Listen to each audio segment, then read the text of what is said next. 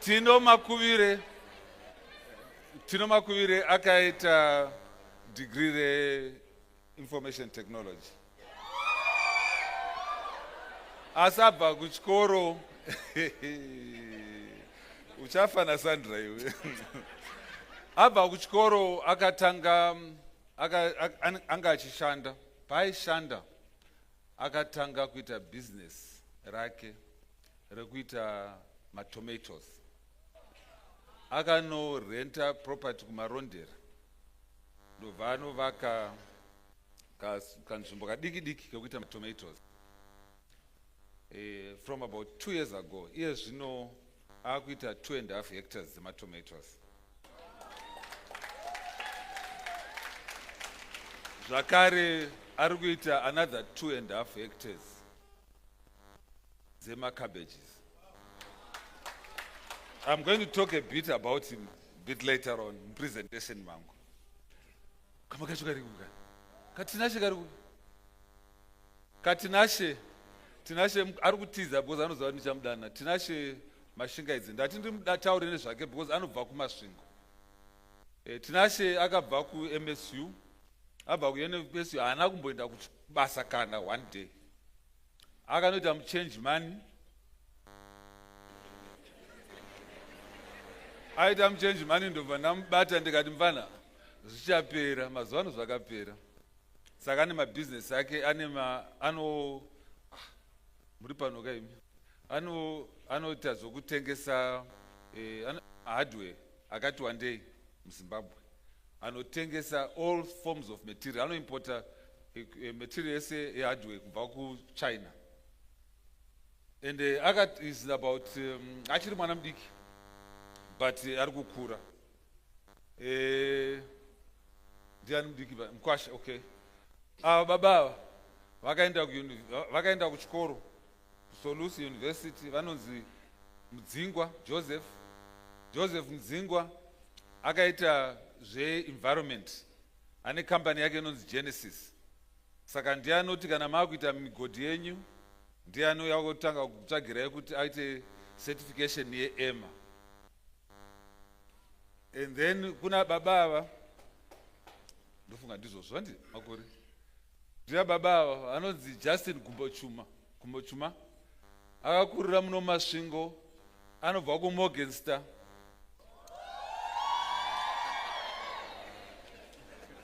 Achakupai mascholarship vekuMorgenster. Just ane company inonzi Platinum Events. Ndiye anoita zvoku ane matende. The biggest tent yaanayo inotakura vanhu 12,500. But anoita zvokubika uye zvino pane company yaari kutanga inenge ichigadzira makitchens. Then kunouya iwe kuna Kondongwe uyu munomuziva kauyu ari kutodedera because hamumuzivi. Ndokotaura zvishoma. Ane makambani maviri anobva kuno, ane company construction uye ndiye ane franchise yeToyota uye zvanote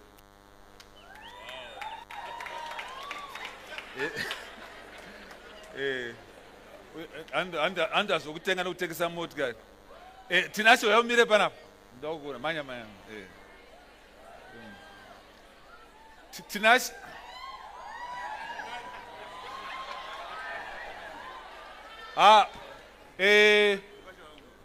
akaroora hanzvadzi yangu, mwana wangu akaroora mwana wangu. Saka anongoti hokoyo ndiye ndanchikutaurirai uyu kuti ndakaona mukomana uyu achikura anoita ndati aiti anga ari muchange money. Ndikamutaura sei izvozvo ndobva achinja, ndobva zvino akuita zvehardware. Anotengesa zvakare matai. Ndiye ane futi mafranchise ekutengesa maties in the country, all forms of tires. Ane company zvakare yemicrofinance. Yeah, andofara nemukwasha wangu. Okay, then ndina Obey Chimuka. Obey Chimuka, mukomana akatanga rodhi yaakatanga kugadzira, akazogadzira rodhi yangu inini, ndichida kuti ndione kuti anogona kugadzira marodhi here. Obey Chimuka ndiye ane company inonzi Fossil Contracting. Saka pese pamunoona pachigadzirwa nemarodzi ndiye uyu ndiye chigananda manje aikona vamwe.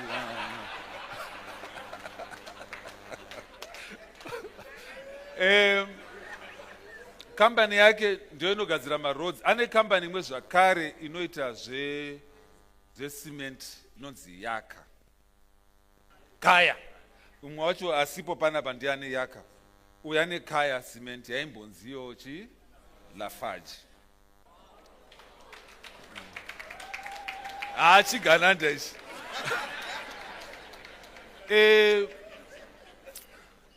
Ndokumbura kuti ndimbocorrecta something. Ati ndisacorrect. Ina handidi kupa credit yaisiri yangu. Handitori zvinhu zviri zvangu. Uyu ndindakamukudza kuti aite business kubva achitanga. Asi handizini ndakavaka Mbare Musika. Mbare Musika iye akavakwa iye. Ndiye akaita uyu. Ende ari kuita kune nzvimbo dzakasiyana siyana. Saka pane zvimwe zvatisingatauri because uyu ari pamasanctions. Akaiswa pamasanctions nokuti mufana wangu. Saka vanhu vanofunga kuti zvinhu zvake ndezvangu, ndezvake. But wakakaura uri pamasanctions ene. Ndauya nemumwe anonzi Muchikebere, munomuziva kandomva maudzwa nemachicken slice. Uyu mukomana uyu akadecide kuti mukomana yakadzidza panapa papoli pano. Saka achakupai mascholarship. Akadzidza panapa mukomana uyu. And daitanga tine time ndaida kuti akudze story yake. How kuti akakura sei. This is one of the few Zimbabweans akafanana nini akachallenger a white monopoly capital. Uyu. Because akadecide kuti inini ndinokwanisa kukompita neChicken Inn. Akati ndokwanisa kukompita neBakers Inn. Akati ndokwanisa kukompita nePizza Inn. Vakada kumurwisa akati alright ndichavaka abattoir yangu ndega. Iye zvino akuslaughter 13,000 chickens a day. Akati zvakare ende iye zvino akucontracta mamafarmers. Ane stock feed factory yake oga. And because of that isusu pamusangano yese yeZANU-PF ndiyo watinoshandisa kuti vanhu vashe. Saka tinoda kuti iye zvino nhasi akunzirai chicken ati kwairega vana vambodya chicken. Ndiye akupai chicken ye slice. Akazorora hake manje zvanga. Adza.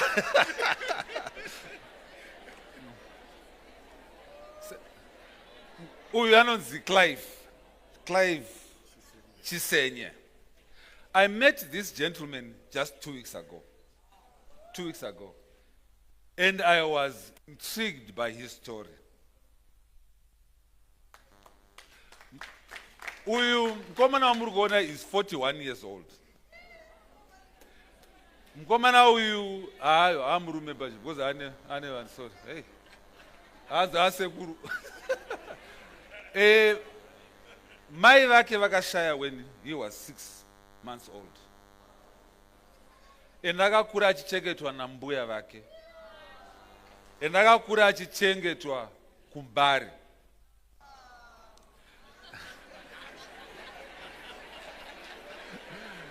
Zvino akatanga kutengesa simbi kunzvimbo yamunoziva inonzi Magaba. Anokuziva kuMagaba? Iye zvino ane 9 warehouses, factories, 9 factories countrywide. And ane company inonzi Steelmate. Supplier steel yese yemuZimbabwe. Saka ndida kumutenda ndamukumbira kuti muzomuona say young women kuti from wherever you are for ED kuti from wherever you are, from whatever background you can come from, you are able to succeed. Don't be told kuti haukwanisi because uyu akazvikwanisa. Don't be told kuti mai vashaya baba vashaya. Even you can make it. Narenda kuudzai ndine mastori akawanda. Pane mfana wanga anonzi Ken ari pano who's got an excellent story to tell you also, but because of time hatikwanisi kuzodaro. Ndine shamwari yangu iri pano anonzi Innocent Mugwisi. Innocent Mugwisi ane company yake, ane makambani akawanda, but one of them munoiziva yainzi Trek yakunzi Apex. Ane company inonzi Nova and anoita zvetracking uye anoita zvefuel. One of the, most probably in the top 10 in Zimbabwe, the Innocent. Saka ndo ma businessmen andawe now. Unfortunately handibvumidzwi kuziva madzimai because mudzimai wangu akati ndofana kuziva varume chete, ndokusaka mangoona pane varume mberi panapa. Anyway, please be seated. So nhasi uno ndanzi ndizotaura nezve land tenure. Handichatauri nezvemutemo weland tenure. Ndichataura mbichana nezvemutemo weland tenure. Because Honorable Simbanegavi vaita a great justice to that. But because tiri kutaura nevana vari kukura, I want to tell you, I am here, first of all, to tell you about the president's vision, so that you might know who your president is, where he wants you to go. Kuti president vadoda kukuvakirai chii? Vadoda kuti muve nechii? Now, vanondiziva ndinomboparidza. Saka ndoda kungotora as one part of a verse ida kutsanangura zvinoda kuitwa napresident for you, especially imi vechidiki. Ndoda kumbobvunza, pane mwana here pano ane musikana ane 18 years old? Ngasimuke. 18? Very good. Pane ane 20 years here? 20 years? 20 years? Very good. Gara yenyu pasi.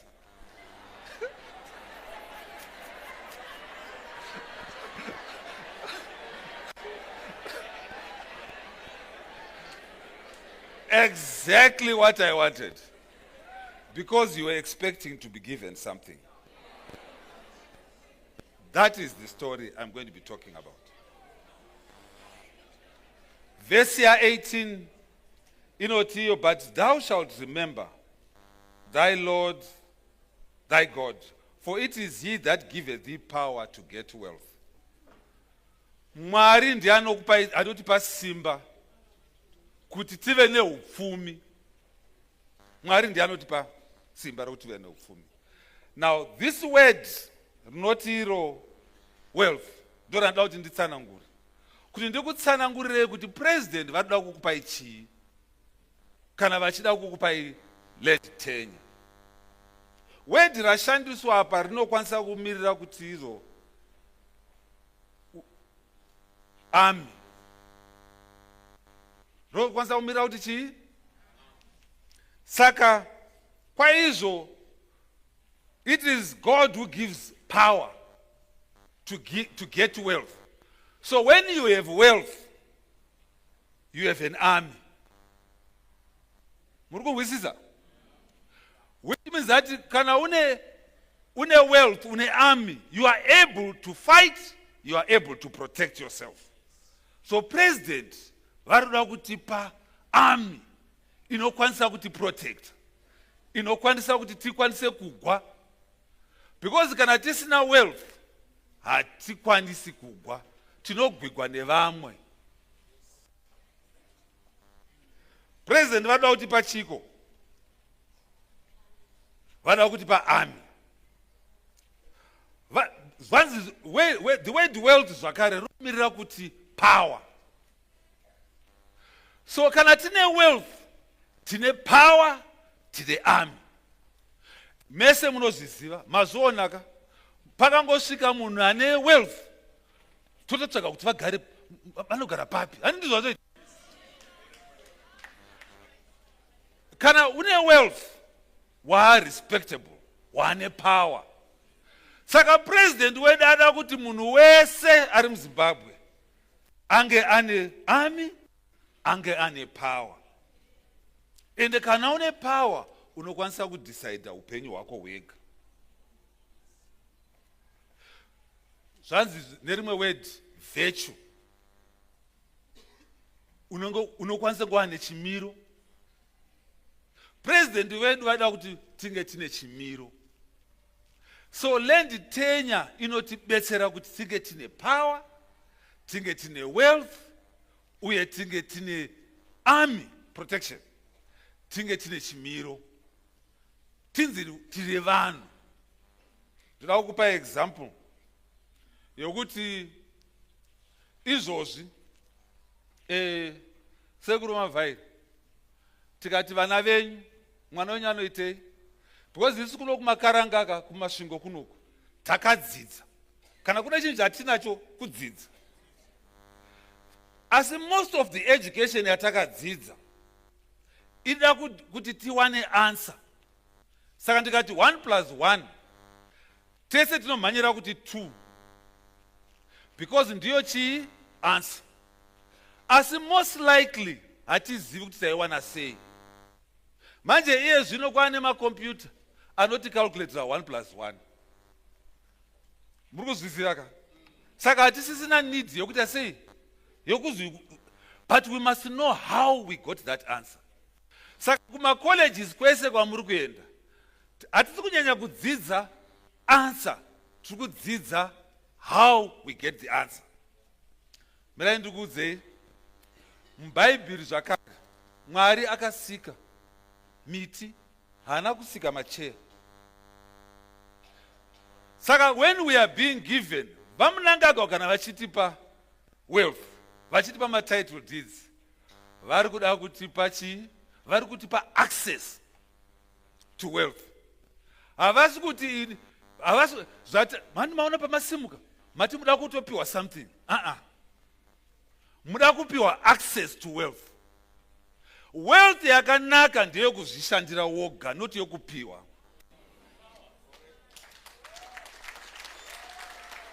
Saka vamunangagwa kuti ndoda kuti imi maZimbabweans, isu maZimbabweans tinofanira kuzvishandira.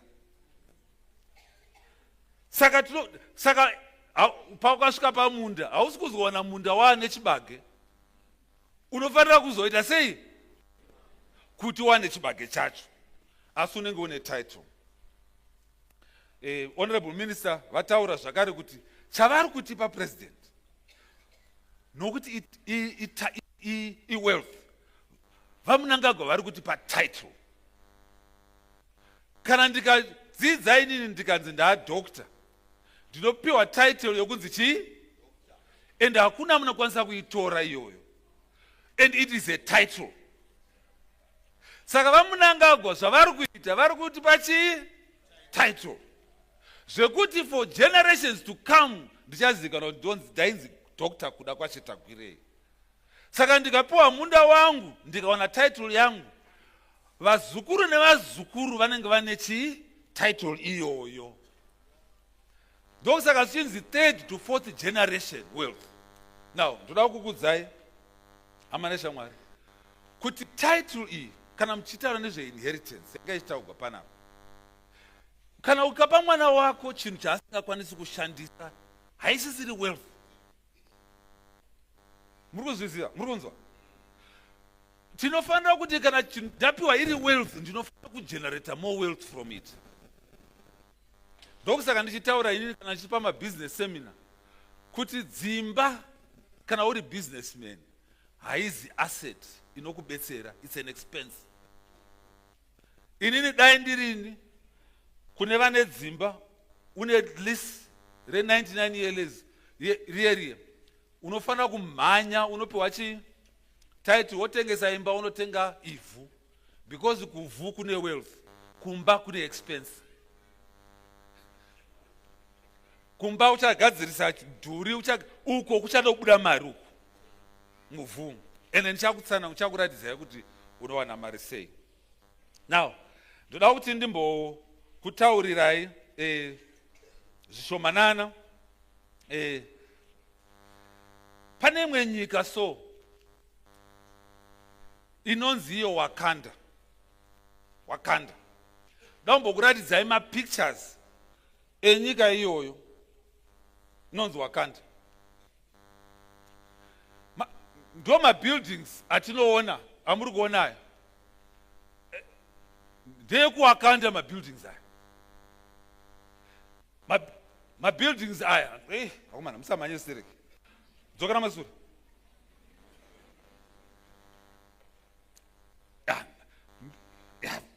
Building amuri kuona iyi, mabuildings aya ndo ari kunyika inonzi Wakanda.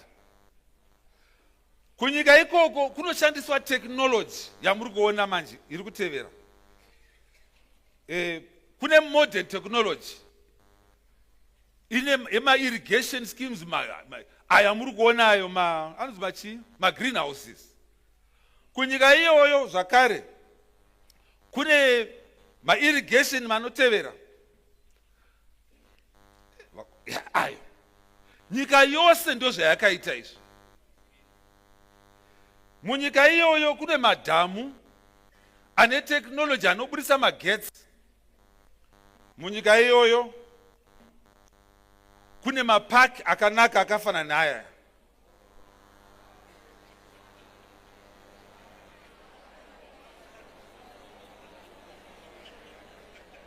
Misha yekuwakanda ona zvayakaita misha yacho ndokumusha uchinzi kana wakuenda kana uri kuwakanda musha wacho wakadai so. Magetsi acho anobva musolar, wind energy, hydropower stations, kugas, uye kune oil kuwakanda. Kuwakanda kune ona airport ari kuwakanda.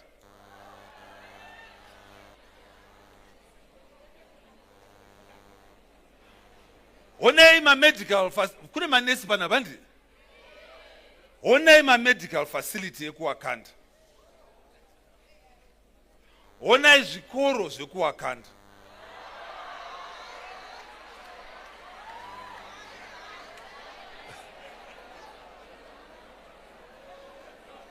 Onai stadium ekuwakanda nema swimming pool. Mining iriko zvakare. Now, for those vakaenda kuchikoro, page 17.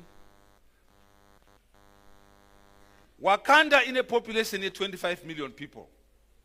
GDP in Wakanda is 153 billion. 5,917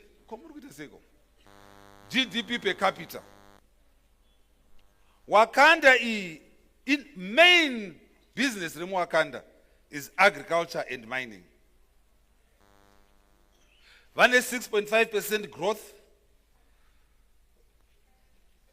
Access to electricity 97% to 95%. Do Wakanda. 10 megawatts ziri installed. Network yacho ye transportation maiwi kunaka kwayo. Agriculture alone contributes 29.2 billion, which is 19.1% contribution to GDP. Kunorimwa 32 million tons the sugar cane, tobacco, traditional grains, crops. Nezvimwe zvakanyorwa zvamuri kuona ipapo. Pane 11,000 dams Land yacho ndo yamuri kuona iyi.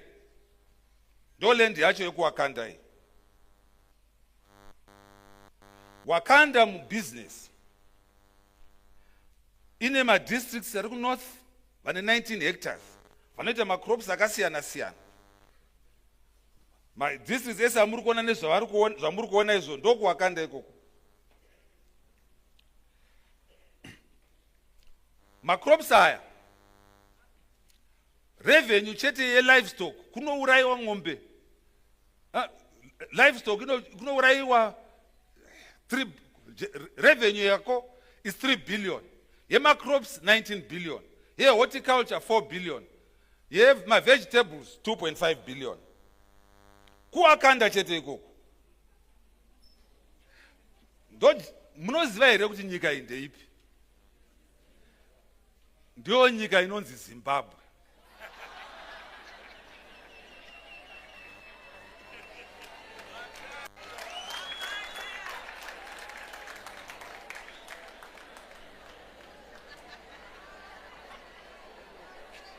Ndo nyika inonzi Zimbabwe in 2050.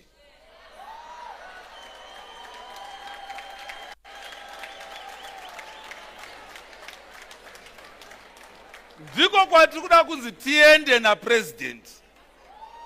Ndiyo vision ya president.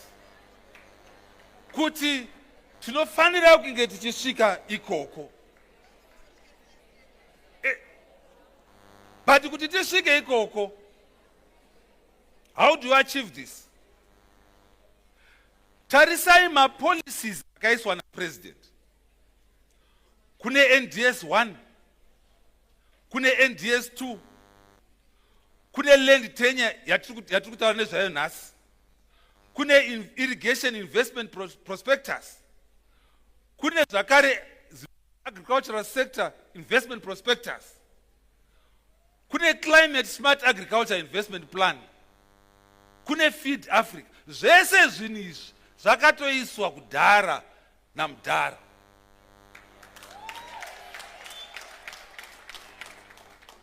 Kune imwe inonzi hand in amenos yekurome.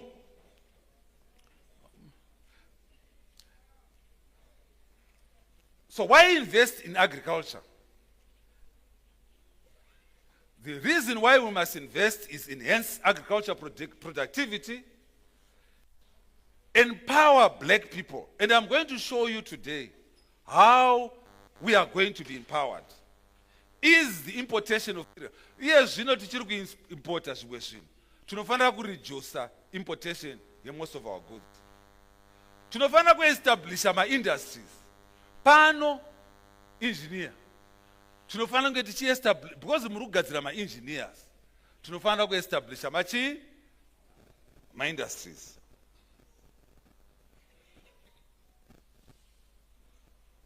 Mirai ndikuudzei hama neshamwari. Ndiri page 34 ndiri kumhanya nenguva because tafambisa. Yeah, panapa. The impact ye-agriculture yedu in 2050 in numbers is going to be like this. We most likely are going to be, because vamunangagwa nezvinhu zvavaita over the last 5 years, I know we are going to be able to achieve this. Ndokusaka kana muchinzwa kuti vision 2030 isu tatora ma-numbers avo tikama-extrapolata tikamasvitsa ku 2050 kuti tione kuti nyika yedu inenge yamira sei. Saka 153 billion GDP, 29 billion ichibva mu-agriculture. We are going to have invested by that time $40 billion mu-agriculture. Total production investment needed in agriculture will be 13 billion. Value addition yedu ma-industry anenge achibva mu-agriculture 17.5 billion. Hard and soft infrastructure 15 billion. 2.5 billion total value addition. Munoziva muno muZimbabwe tine vanhu vanonzi ma-actuary. Saka takatsvaga ma-actuaries akati extrapolate information yokuti tikafamba negwara riri kudiwa navamunangagwa ma-numbers edu anenge akamira sei. Ndo ma-numbers amuri kuona. 16.9 million hectares of the 39 million inenge iri large and small commercial farmers. 3 million hectares will be cumulative commercial arable land under irrigation. Munoziva here kuti muZimbabwe muno madhamu atinawo anokwanisa kuirrigata 2 million hectares. Asi munoziva here kuti only under 250,000 is under irrigation. Muchaona zvakare kuti chawana imwe 1 million kubva kupi. 20,000 hectares, 22,000 hectares tichaisa ma fruits, 60,000 toisa sugar. Ndokwayo kumusha kuno sugar. 7.8 million tons tichadzwana kubva horticulture, 32 million kubva ma crops. Tinenge tine 135,000 dairy cows, 6.9 million cattle. Tinenge tine ma dairy production plants, tinenge tine ma livestock processing plants. Toda kumutsa CSC yekumusha. And all this is going to be coming from program ya Tagwirei. Tichavaka madhamu mamwe zvakare, tichaisa magetsi hydro, tinofara kuti kuleki Mtiriku kwakaiswa magetsi ndizvoka. Tichaisa masolar uye ticha decentralizer ma mechanization hubs. Toda kuti pano pavakwe matractor pano. But hatikwanisi kuvaka matractor kana tikasaenda kumunda. Because why would you then need matractor acho?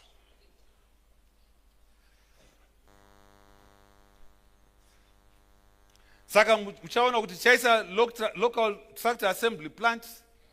Tichenge tichishandisa about 34,000 tractors and 400 combined harvesters. Zichabva mu assembly plant iyi. Tichaisa 1 million hectares under small irrigation, and I'm going to show you how the president intends to do this. Toda kuproduce ma fertilizers edu muno. Most of our fertilizers tiri import. Why are we importing? Because ma volumes are tikuita zvino mashomasa. But tikanoshandisa minda yedu yakawanda, tikanoshandisa minda yedu ndokuti tiite ma factory muno. Next slide. We're now going to look at this land tenure program. Honorable Simbane Gavi vatitaurira nezvemitemo. Program yakatangwa 1980. And program was to tackle my inequalities angari muno Zimbabwe. Saka kwakatangwa acquisition yeland, kukazotevera zvakare constitution yedu yakazoamendwa 2013. Kukaita chapter 72 inotaura about acquisition, kuti vanhu vatema vanofanira kunge vane land. Tisu varizivayo. Section 72. Chapter 16 yobva yataura kuti land yacho inoenda kunani uye sei.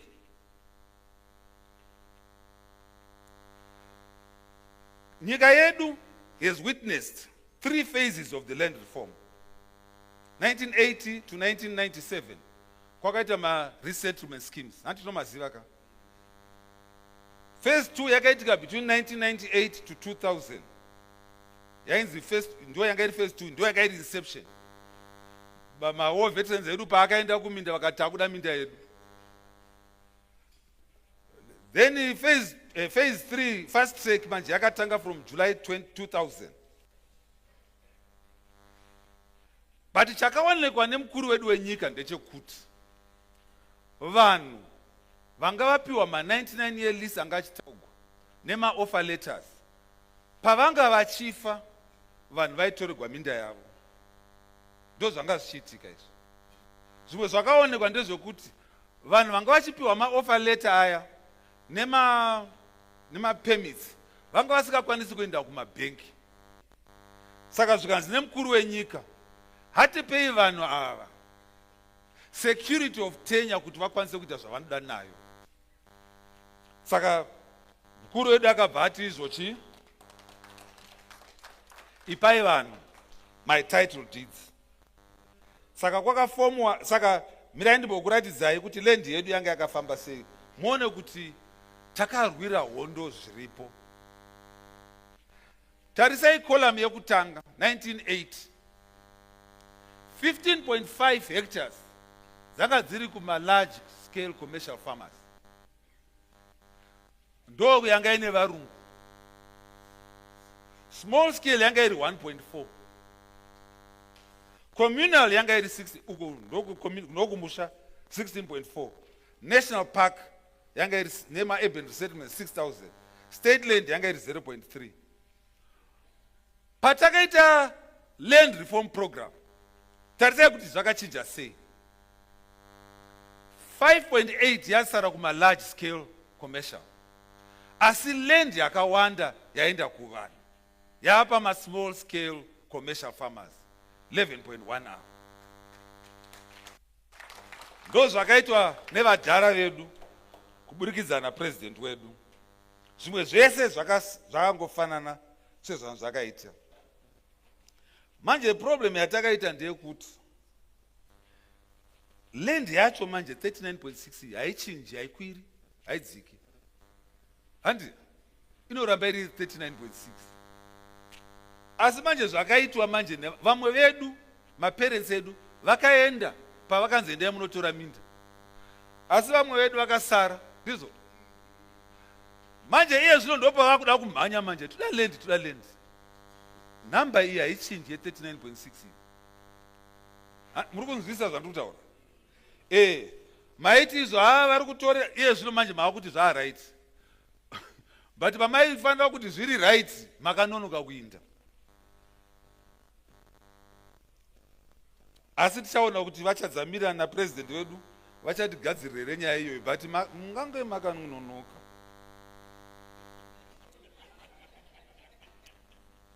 How many? The next slide. There are 326,000 vakas resettled pama old resettlements nema A1. 326. Ma A2 do ma large scale farmers. Vaka resettled vari pa 23,000. Ma small scale area vari pa 10,989. Land size yacho ndio amuri kuona pama screens amuri kuona. Tojamba mama slides ese. Ndaenda pa slide number 43. Ndiri kumhanya. Saka ndoda kutaridzai ma average sizes per land tenure, per land tenure. About 10 million hectares ndo dzakaitwa acquired ne-government. Ndo dziri kudistribute. Pa A1 farmer, the majority of the farmers vatataura pa 326 vane 6 hectares. Of that 6 hectares, 1 hectare vakanzi ndo pavanogara pamusha, 5 hectares ndo dzavanofanira kurima. Obviously pakazosiwa nzvimbo yekuti vanonofudzira ngombe dzavo. Handina kuinclude apa. My A2 farmers average size yacho is about 200 hectares. Next slide. Now, sezvandataura, ndinoda kuvunza program iyi kumasvingo kuti mutinzwisise kuti inenge yakamira sei muvanhu vekumasvingo. Remember vision yatataridzwa kwokutanga kuti tidoke tine nyika yakaita M2050. Ndakukutaridzai zvino vision yedu in numbers. Handitese takaenda kuchikoro. Pakuya metsi manje. Okay. Ma A1 farmers 360. Land size 6 hectares. I want to give you an example. Kumasvingo. Price ye land per hectare inenge ichitengeswa $500. Ndajamba zvimwe zvakawanda per hectare. $500 per hectare. So the total cost for an A1 farmer achatengeserwa land E for $3,000. Marie, for 6 hectares. Kana uri civil servant, kana baba vako vari civil servant, kana mai vangu vari civil servant, vakashanda for more than 10 years, vachapiwa between 2.5% to 5%. Kana vakaita 20 years, vanopiwa 5%. Kana vakaita 10 years, vanopiwa 2.5%. Vanopiwa discount. Ndo mudhara uyu, munofanira kuchirira mudhara. Zvakatiitira. Kana, because tiri mu region 3, tine an extra 2% discount ndokuti tiri kumasvingo manje havasi kuziva kuti mvura yakunaya kuno noti kumashonaland saka topiwa an extra 2%. Kana ukabhadhara cash for that land unopiwa another discount ye 15%. Inenge iri 450. So total cost of land after the discounts, kana uri civil servant inenge iri 2,340, non-civil servant unopiwa 2,490. Zvino ndarandobva ati zvakare vanhu vangu havana mari. Now this value andiri kuratidzai is already discounted by 50 to 60% of the actual. Ukaenda izvozvo ukati kuda 6 hectares haudzitengi ne3,000 inhema, unofanira kudzitenga kuma 10,000 ikoko. Saka Mdara akatoti discountira first ndobva azotipa mama discounts aya. Mdara watiri kutaura akatouya.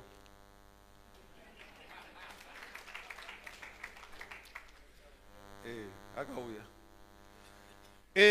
Zvino Mdara ndobva ati zvakare vanhu vangu havana mari. Kana usina mari unokwanisa kutenga land over 20 years. Unenge uchibhadhara mbichana for 20 years. Saka unenge wakunzi unofanira kubhadhara. Kana uri civil servant unobhadhara $273 pagore for 20 years. Ndova munangagwa ivavo. Ndova 20 for 20 years unenge uchibhadhara $273.68. Kana usiri civil servant seni unobhadhara $288.39 for 20 years. For 20 years. And the next slide. Kana baba kana mai kana iwe uri war veteran. War veteran. Mdara ndobva ati izvo. The first 5 hectares them war veteran. Mdara ndobva ati unobhadhara $10 per hectare. Zoreva kuti izvo for 5 hectares unobhadhara mari muri kuziva here $50 kana uri war veteran. Saka the 60 hectare ndio yaunozobhadhara $500. Saka total amount yacho yobva yaita mari 550. Saka madiscounts aya are applicable to the $500 manje. Saka unozopiwa madiscounts 15% $82.50 kana uri more veteran still. Wobva wanzi civil servant $27.50 unopiwa an extra discount kana uri more veteran ye 15%. Yobva yaita $27.50. Ndo vakaenda kakuhondo. Saka tofanira kuvachengeta zvakanaka. Ma-civil servants $27.50, region 3 discount $11, cash payment $82.50. Zoreva kuti for 6 hectares ma-war veteran achabhadhara $346.50 for land iri worth $10,000. Those zvakaitwa naMdara wedu for ma-war veterans. Kana asiri civil servant anobhadhara $374.50. Man, dai ndakazva gondo ndakaendawo gondo.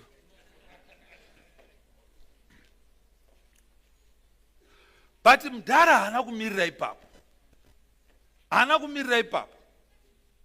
Akabva ati izvo, what strategies will we implement to finance land utilization, enable kuti tienable mafambers acho kuti vakwanise kubhadhara squareit. It's one point thing, give people land. But kana ukasavapa zokuti varimise, vanozobhadhara sei. So the president has also introduced by initiatives ekuti isu varimi tigokwanisa kubhadhara squareit zvacho. so that chikwereti chacho chichabhadhagwa nemari yatichapiwa napresident yekuti tirime munda wacho iwoyo. Maibata nyaya iyi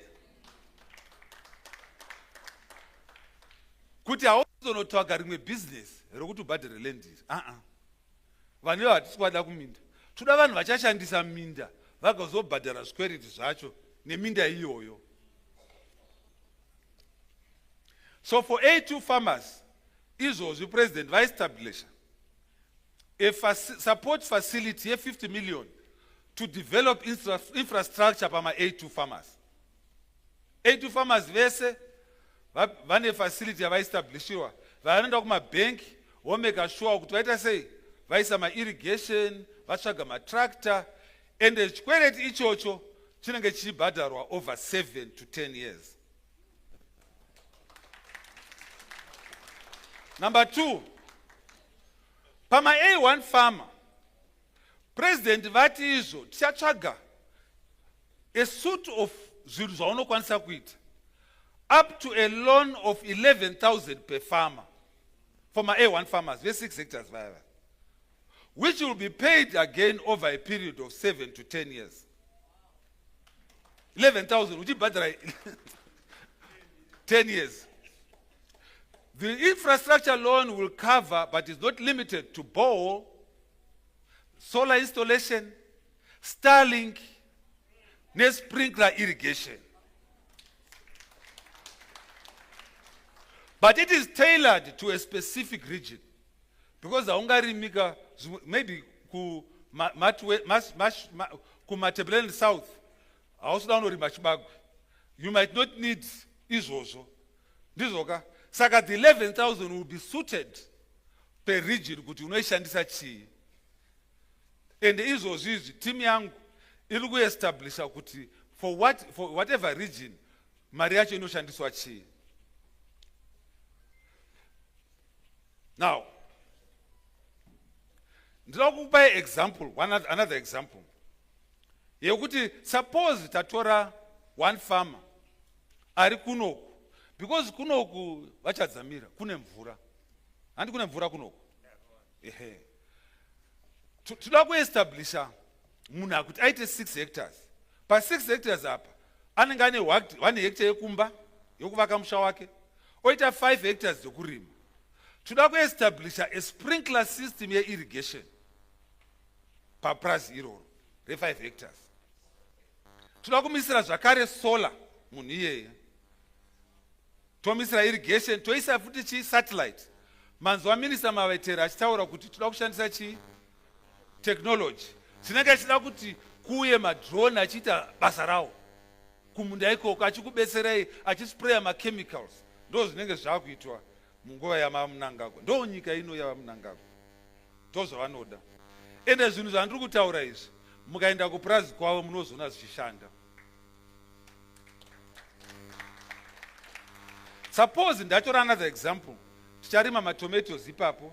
Torima one potato, 1 hectare ma-potatoes, 1 year tomatoes, 1 year cabbage, 1 year onion.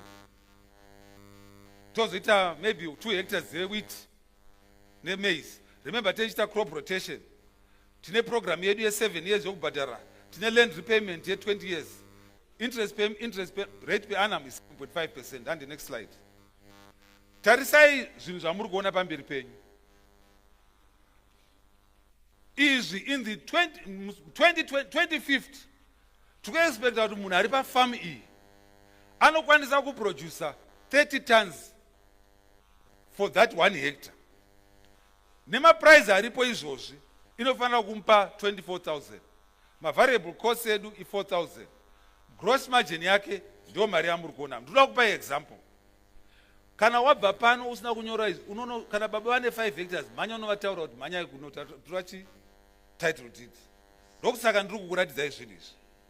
Because muchasara futi vamwe vachienda mberi. Mozotanga kunetsa kuti takasarira sei. Manya munotora chi ma title deeds. Because number 1, haubhadhari izvozvi. Unongona kuita mortgage. Number 2, uchapiwa mari yokunorima munda wacho. But ndoda kuratidzai kuti chii chamunokwanisa kuita. Ndakugadzira 1 example. Ma potatoes unoita 50 tons per hectare. Gross income 25,000. variable cost 12,000. Ndo mari yaunoitai. 20,000 pamacabbage, 6,000, 2,600 pachibagwe, 4,520. Ndo zvinhu zvamunoita uri pa 5 hectares. Apa iwe hauna cent, because land wapiwa chi hauna wapiwa mahara, wanzi wapiwa chikwereti. Majaira zvinhu zvemahara ndi wapiwa chi nechikwereti. Ma infrastructure wapiwa futi nechi, ma inputs wapiwa futi nechi. Iwe chako kushandisa chi nesimba rako kunorima. And inini I believe, because ndobva kuno ndokumusha kwangu, I believe kuti isu tinorima isu, and isu hatizi simba, and tikaona opportunity tinokwanisa kuishandisa. Now A1 farm wandataura wewe, gross margin yake pagore in 2050 inenge ya 66,000. Why did I talk about age yet 20 years? Because in 2050, msikana asumgari 20 years old, anenga old, anenga 45 years old. Ende kana baba vake, kana mai vake, vakanomirira munda, kana iwo kanomiririra munda, tichataura nezvazvo. Ndo mari yaunenge wakugenerator iyi mugore ra 2050. Murunzwisisa ka?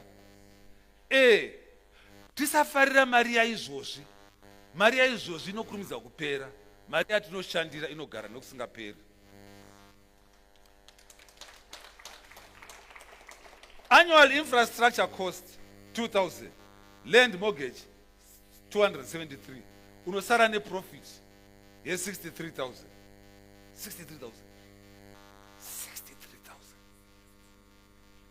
Kana uchinzwa namba iyi inenge iri kuresa hati, but it can be a reality. Now I want to tell you something. Ndasimudza Tino, mamona Tino uyu adarika pa 63,000 pa 5 hectares uyu, because nemari yakaita achitanga ku 30 hectares akazoendesa ma-greenhouse.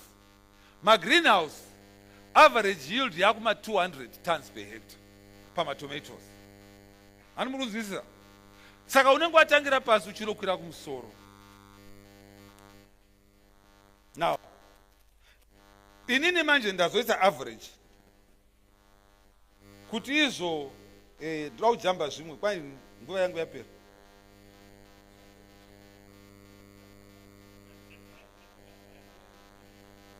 Regai tipedze. This one ndakukutaridzai broad overview. Izvi ndizvo malecturer kuda nevamwe vese. Broad overview. Program ikashanda, dzokera masure. Program ikashanda, spending capacity yemafarmers edu, ma A1 farmers chete, will be 8.16 billion in 2050. Mari yavanosara nayo mapockets mavo vanhu vese. Apa ndashandisa kuti uchainoita, vamwe vachaita mombe, vamwe vachainoita chibagwe, so the average gross margin yavo inenge iri 25,000, not 63,000. Tadzikisa mari iyeye. Mari iyo inenge iri 8.3 billion. Contribution yedu taitaura, spending capacity, mari yavanoshandisa inenge iri mapockets 11.4 billion. Industry yedu ichakusumuka ne 7.4 billion. Fuel yedu ichasimuka 5 billion. Valuation yemaprazi yedu, izvozvi value yeland yedu is worth 20 billion. Land yedu yese. But valuation yedu icha increase from 20 billion to about 57 billion. Yema A1 farmers chat. Next slide. And okay. Barefoot. Right. Ndambokutaurirai kuti Mwari paakasika, Genesis chapter 1 not 2, akasika miti. Mwari akasika miti haana kusika pekugara. VaMunangagwa vatipa title, havana kuti chikafu. Ndizvoka? Isusu manje basa redu nderekuti asei, nderokunorima manje. Isusu basa redu tinofanira kuchisimuka, toenda tonotaura nemaparents edu, tonotaura zvakare navo, toti isusu enda unoita sei, hande tinobhadharira, hande tinosaina maagreements kumabhengi ekuti titore land tenure yedu iyi. Muchabvunza mubvunzo kuti ko isusu vana vechidiki hatina kupiwa minda tichaita sei? VaMunangagwa vakaprioritize kuti minda yese isida kushandiswa ichaprioritiza war veterans, madzimai nemayouth. Saka ndiri kukumbirisai musaite nyope, endai munonyoresa kwamunobva, momeka sure kuti mazita enyu aita sei, anyorwa. Because patiri kuita process iyi tiri kuwana land. Remember zvandambozitaura izvi, zvimwe zvinhu zviri kugadzirika panyaya iyoyi ndezvokuti pane vamwe vanhu vakaita musikawa vakanotora minda 2, 2, 3, 3, 5, 5, 10, 10. Mutemo haubvumidzi kuti mhuri imwe chete ite more than one farm. Saka tiri kuenda zvatiri kuita izvozvi, tiri kuti kana tikapa munhu title deed remhuri iyoyo, kana vane munda mumwe wechi2, munda iwo hatikwanisi kuvapa, zviri against the law. Saka munda uyu watatora uye unenge wakuenda manje wakunotsvaga umwe munhu. Zvino kana iwe usina kunyoresa, hatikwanisi kuzokutsvagira munda iwoyo. I want to encourage you, my brothers and sisters, as young people. Nyika inovakwa nevene vayo. Inovakwa nevene vayo. We start small, we will become great. Tisafarira kuda kunotsvaga maopportunities ekushanda. Ndachida kukutaurirai kuti inheritance haigadzirwi nokunoshanda. Inheritance inogadzirwa nokunoshandira umwe munhu. Inheritance inogadzirwa nokucreata wealth. Muri kunzwisisa? Inogadzirwa nokucreata wealth. Ukashandira umwe munhu ucreata wealth yemunhu iyeye. President VaMunangagwa vari kuti enda unozvishandira pamunda wako ucreate wealth yemhuri yako. Ndinotenda.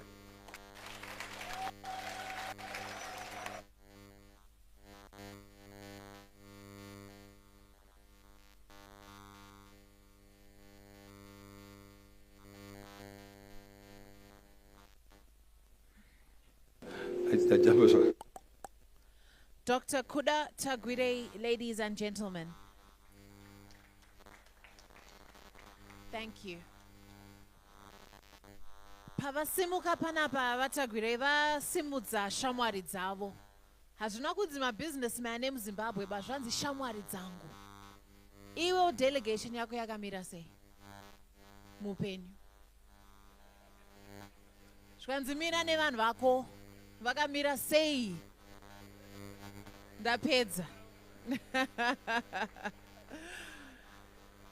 Dr. Tagwirei talked about our wealth, ladies and gentlemen. He talked about our wealth and he said wealth is an army.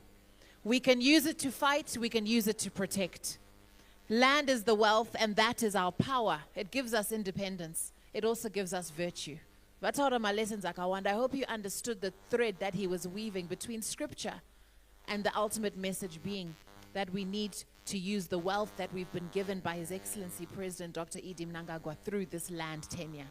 He's the chairperson of the land tenure, so when he stands here, he knows what he's talking about. I think Majon, Handitka, he articulated it so well. When he first stood up there and talked about Wakanda, we all were sitting there listening and thinking, Wakanda?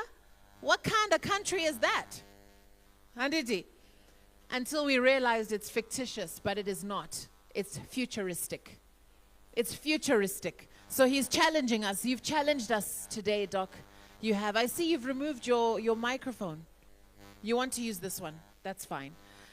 All right. Where is Nyasha? Where are me? Right. Are you ready with our questions now?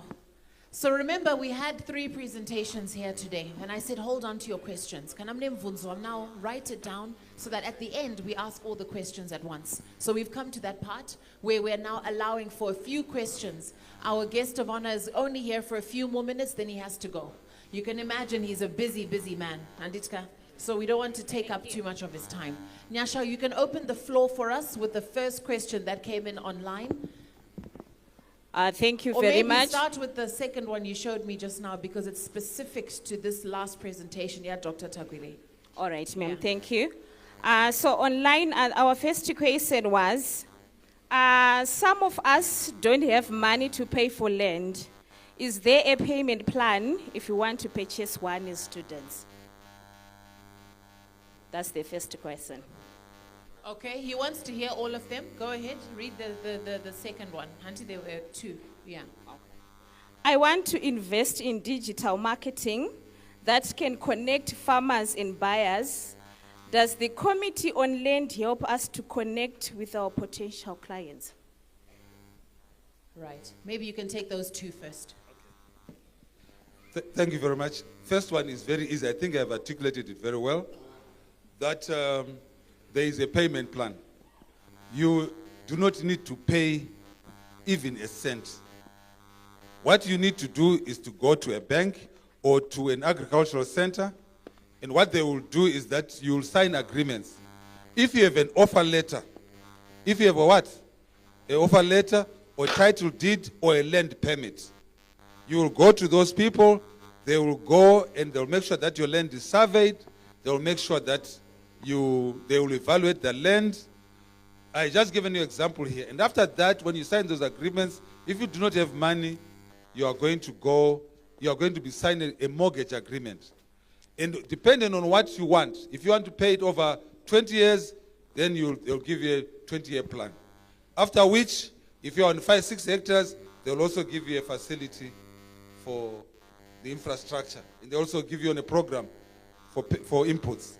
The second question, definitely we have a committee, we have 4 subcommittees. We have one finance and evaluation, we have legal one, we have one for, I'm not sure, I've forgotten about the other one. The last one is on stakeholder engagement and media. So the last question, we have that committee. I wish I could, when I get that question, I'll get that question and the number for that person, and I'll direct it to Epsom Chechetere, who is the chairman for that committee, and they will speak to you so that you can be able to participate in this program. We definitely need more hands on the deck. Thank you very much. You can hold on to the microphone. I'm sure there'll be more questions that come to you. Nyasha, where are you? Do we have a hand in the audience? Yes, we have a hand. Fantastic. Now, when you ask your questions, muri my students, mapiwa microphone. Kana mapiwa microphone. Say your name, where you're from, what you're studying, and what your question is. Chet, urimvunzo.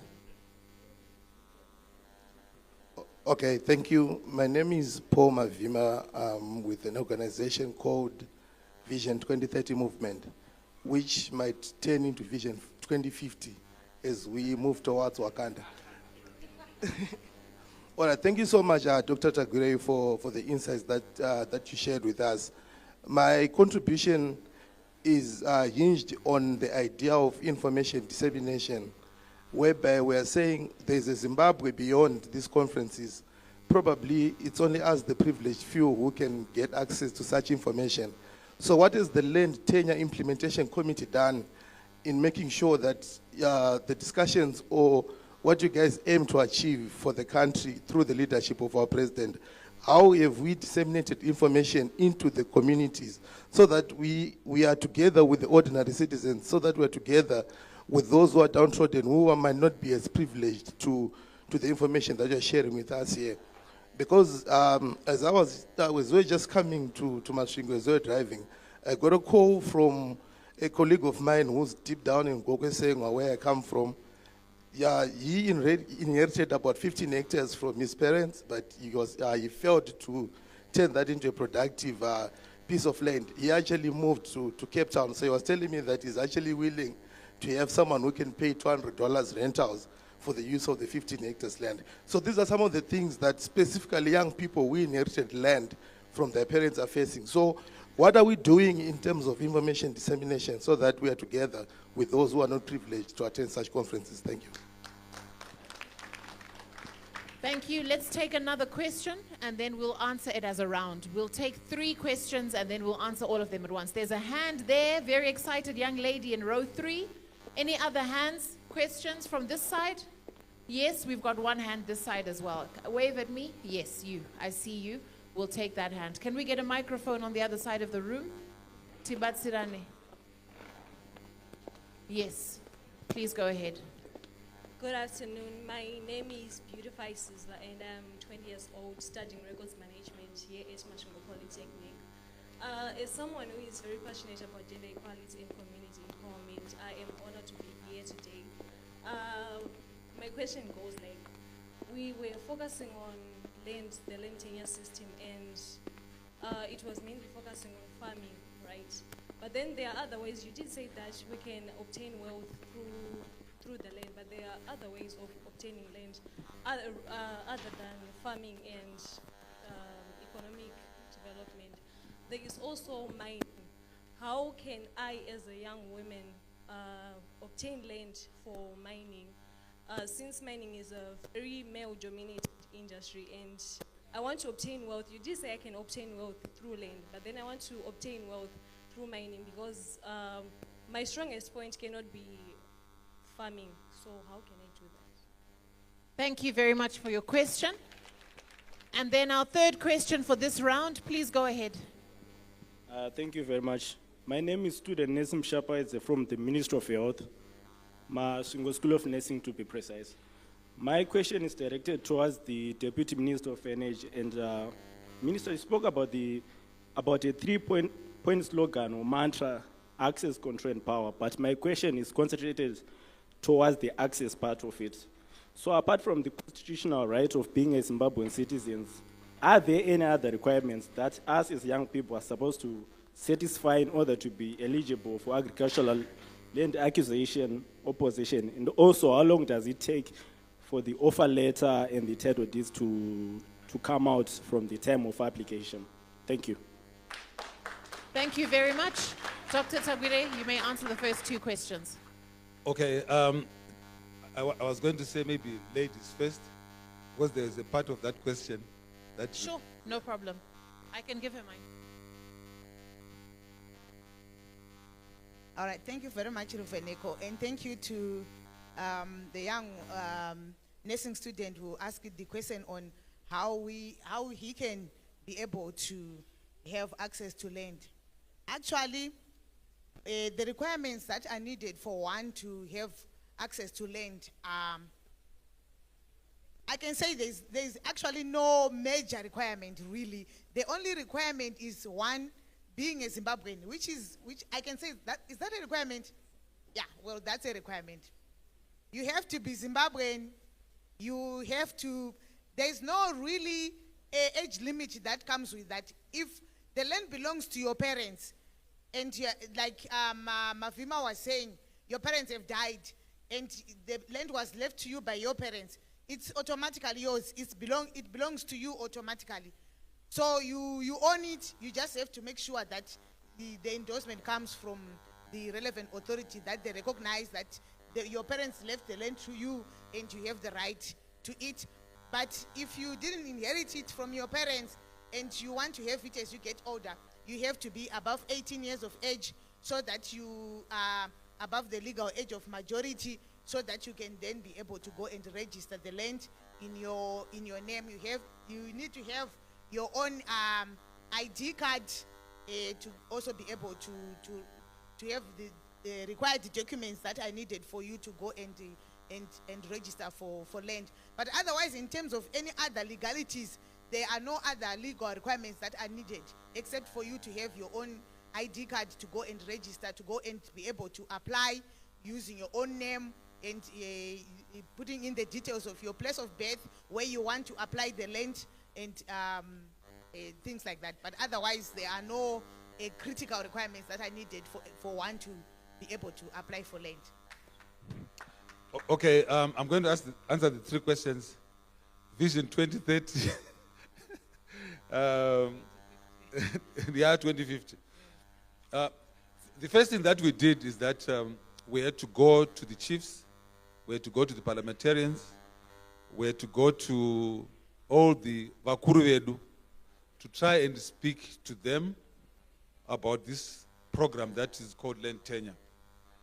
We felt that it was disrespectful just to start going around the all over talking about land tenure.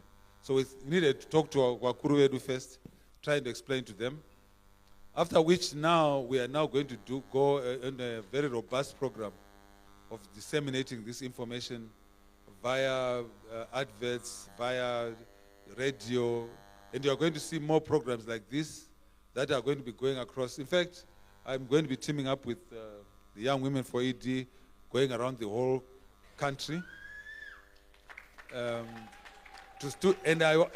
My main focus is mainly to this group of people, the young people, and then I will allow others to deal with the elderly people.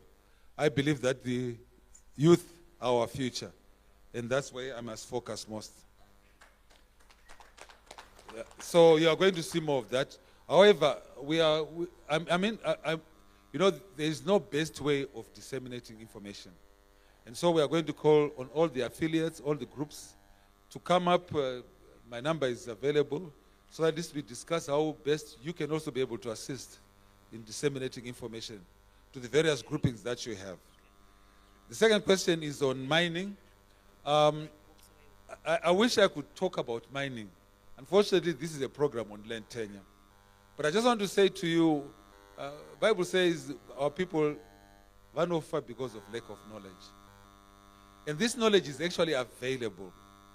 The first thing that you have is that you have a minister of state who is sitting right here, who is available to be able to assist you in this place, in this region. And then there is a department of mining in each province where you can actually go and register an interest in your claims. And these interests will be then actualized as you go and look for these claims. You know, the most interesting thing, if I was to talk about entrepreneurship, which is an exciting subject, some of the richest people are small-scale miners, whom we call makorokoza. So we have given them an embarrassing name so that you do not get associated with that work. Are you following? And I'm going to encourage you that it is not in the name, but it is in the work that you do. Makorokoza average, they are getting somewhere around 70 grams a year, average, 70 grams a year.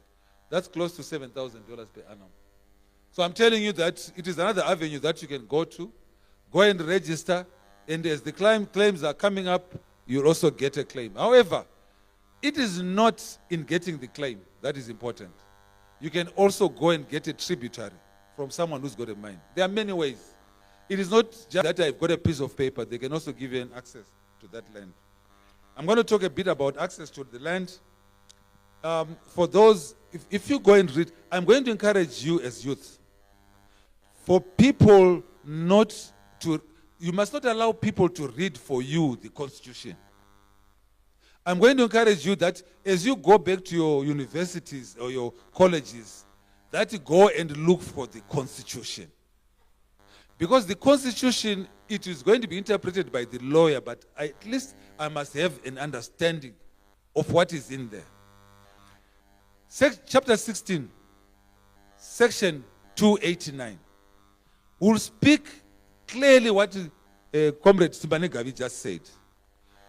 Land is only going to be given, land is only accessible to those who are citizens of Zimbabwe. How many are citizens who are here? Okay. Ndiana ne birth certificate from Zimbabwe. Saka kana une birth certificate from Zimbabwe, you are a citizen of this country. You could have gotten it from other means, but Isuzu Varimuno, most of us are citizens. And if we are above the age of, I think it's 21, you will be able to have access to land. So I'm going to encourage you, go to his office, go and form a queue to my minister, and register so that you can get access to your own piece of land. Thank you. Thank you very much, Dr. Tagwirei. We are now going to open up for our next round of questions. And I want to encourage the young people in this room to take advantage of opportunities. Do you know Pachabuda, my guest of honor, Edaya, Pachabuda, Wachadzika, my steps and itka. Bobuda, one convoy, one vakakomberedza, so msashike paduze. But I want to tell you that in life, if you do get access to people like Dr. Tagwirei, you have about 30 seconds to make an impression. 30 seconds to step up to him and say, hi, my name is Ruveneko Pareniato. I'm a communications expert and I want to change your life. I've noticed your PR is not, you speak quickly. You speak quickly.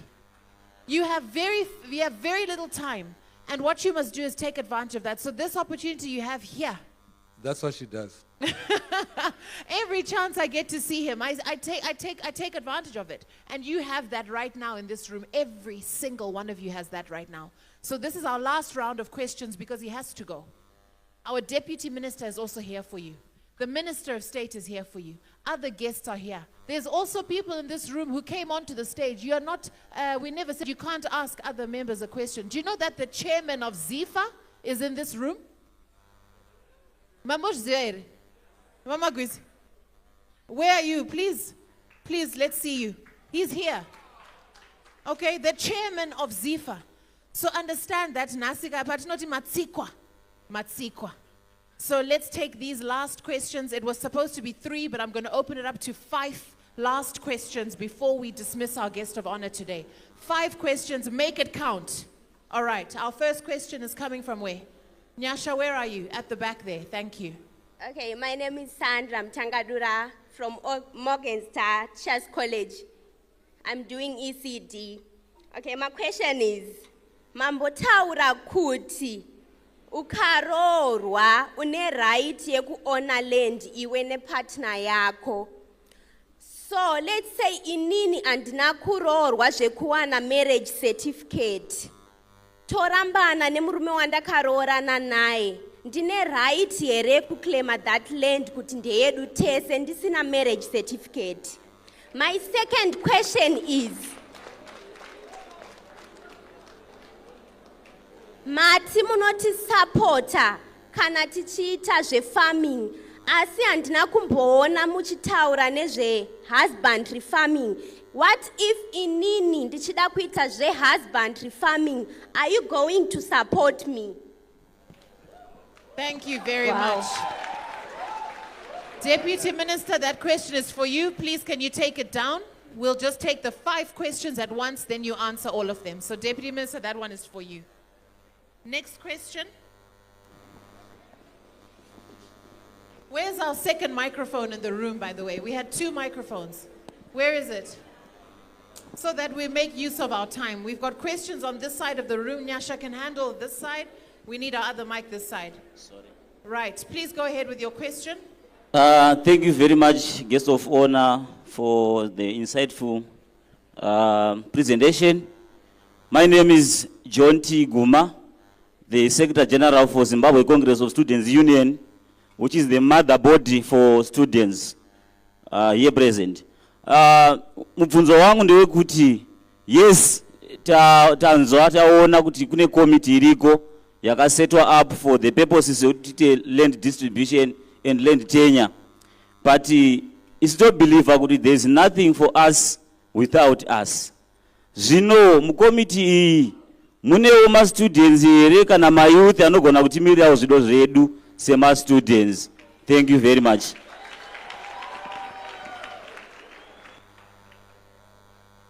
Thank you very much for that question. Let's come to this side of the room. Where are our hands this side? Manes, hanama questions. Neshwanajo. There's a hand there. Please give him his microphone.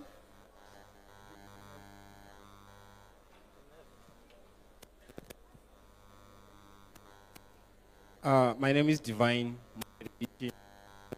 I studied engineering at Zimbabwe University. Yeah, let me use Shona for the question, right? Is Ucha. Now, I want to ask a question or ongoing monitoring or security of malenzi achazopa kuvanhu zvakaitwa vakatuleti Sorry, Atis Kukunzwa, I think you need to come forward. While he comes forward, can we get another question, please? Where's the microphone? Are you ready? Yes. It's already there. Please go ahead. Sorry. My name is Ashley Zingoni. I'm an artist. I was supposed to perform, but in any time I want. And also, Shataura Wakoma Vangwa. Kuti she went to the council, but no proposal, something. In the kind no proposal for a land, Kuvaka, where Shira, play center, Kurudzira, my youth, ne children of today, Vachana entertainment, Asan, Dinakan Chandino owner iPhone $150. Saka ndoda kubvunzo wangu rokuti ndoshifamisa sei kuti ndiwano access yekuti ndipiwo loan bosi kwandiri kuenda kumaloni wacho wauda macollateral kuti ndikwanise kana ndaapruvha ichitori kucancel ndakatokanda ka2 case. Thank you. Thank you very much. That's a very practical and personal question, but I think it can be addressed. That's the third question. Our fourth question. Are you ready now? Yes. Right. I'm ready. Please keep it down. Please keep it down. Ongoing monitoring of malenzi achazopa kuvana, because this is more than free. Tataitirwa na nevakuru venyika and the committee kuti tinozovaira ongoing monitoring of the lands, because tikataza takatona namadzibaba edu vakatora land more than 10 years vadzinouya vakabva vatosiya iri yakabva yatorara land yacho isina monitor kuti irambe iri productive. Do we have the committee or security charamba ichiita land as an ongoing program so that no keeper the production on and going? What are you studying? Financial engineering. Financial engineering. I studied, yeah. You realize that the question you've asked can be answered by someone in this room, to have a committee for that monitoring. You realize that, right? Yes, even though they're there right now, the answers are with the young people in this room today. My degrees are Tirkuverenga, everything we're doing, the answers are also with us. So we'll take it, but I know that in the bigger scheme of things, the answers are with us. Our last question. Kuno. Okay. All right. Please, may we go to Hello. here, that side. Okay, I'm Nyasha from the Reformed Church University. It's Nyasha Rubengo. So my question is that pamataura mukati munokwanisa kutipa like mari dzekutikwanise kutanga ma-projects edu like that. The problem is that tinozoshaiwa maybe access yekuti tikwanise kutengesa zvinhu zvedu like ma-markets. So is there any help you can give to us yekuti tikwanise kuwana access to the markets yekuti titengese zvinhu zvakadaro? Thank you very much. Okay, I think those are our 5 questions for now, but we have one more. And that's why chiti iwe. But microphone, yawuya.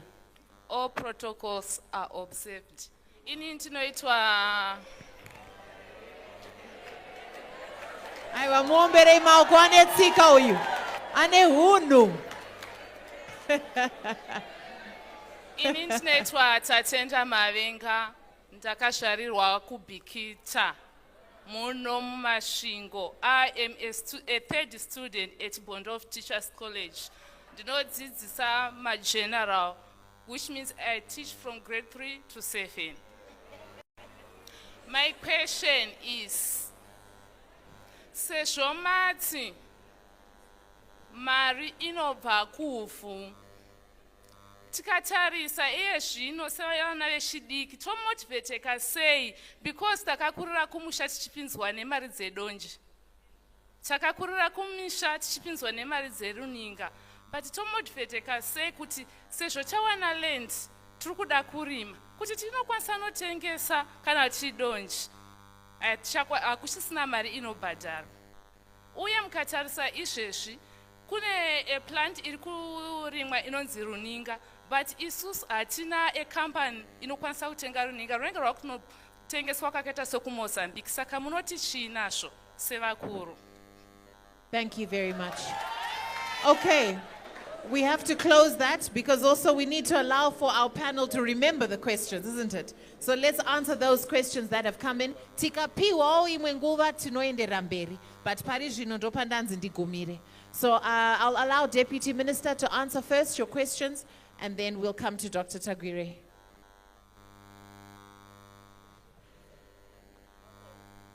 Okay, thank you, Rufi.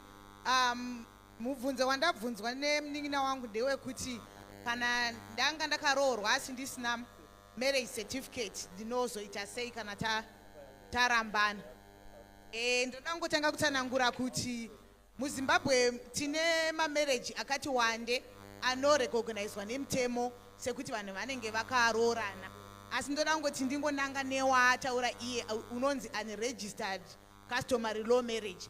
Ndio kazhinji kuti vanhu vanenge vakaroorana vachitova baba naamai vakaroorana panzira dzedu dzechimagariro edu echishona umwe vozorambana pamutemo. Kana ike zvinezvi mutemo wedu unocherechedza kuti kana vanhu makaroorana nenzira iyoyo inonzi uklu, unregistered customary law marriage. Kana makaroorana nenzira iyoyo kana mukarambana kodzero dzenyu dzinongoenderana kunyangwe sezvakaita dzivanga vaine muchato. Kana mukarambana, kana muchisheya land, kana muchisheya property, kana muchigara panhu pamwe, zvinoongororwa izvozvo. Mudzimai ane kodzero yekuwanawo esheya paland iyoyo. Tine inonzi section 68 pamitemo yedu inotaura nezveadministration of estates. Inocherechedza marriages ese atinawo ekuti vanhu vakachata vane certificate yemuchato vanga vakaroorana, vanhu vachingogara vakaroorana panzira dzedu dzetsika nemagariro. Kune imwe yavako ike zvinezvi yekuti vanhu vanenge vachingogara zvavo, vachingodanana zvavo vachingogara. Ike zvinezvi hurumende yedu yakati kana mungatongogara mese, mukagara mese kwechinguva chakati rebei, muchigara semurume nemukadzi, mukaita vana, pamunoparadzana ipapo zvinotoongororwa zvekare kuti manga muchigara sei, muchiitei. Hapana anobvumidzwa kungoinda asina chaakabata. Zvinotongoongororwa kuti umwe nomwe anoenda aine chaanenge akabata. Ndinozviziva kuti dzimwe nguva zvinonetsa kupuruvha kuti ndanga ndikaroorana naye, asi kana muchingogara mese pakabviswa roora kungoti mombe dzakaenda kumba kwenyu kana kuti vekubereki vemukadzi vakapiwa $20, zvinotoreva kutoti manga makaroorana. Kana ukaintroducwa kuhama dzemurume nemuromo kungonzi ndiye mudzimai wangu wanga wakaroorwa, pamunoparadzana munosheyana zvakafanana, maita basa. Nyaya dzemarriage munodzida stereka handiti? Dr. Tagwirei, over to you for the rest of the questions. Or Minister Pania Mudautoro. Yes, I'm going to give regaiti pe Minister Bapindre Mfunzu weku one question. Maita guest of honor.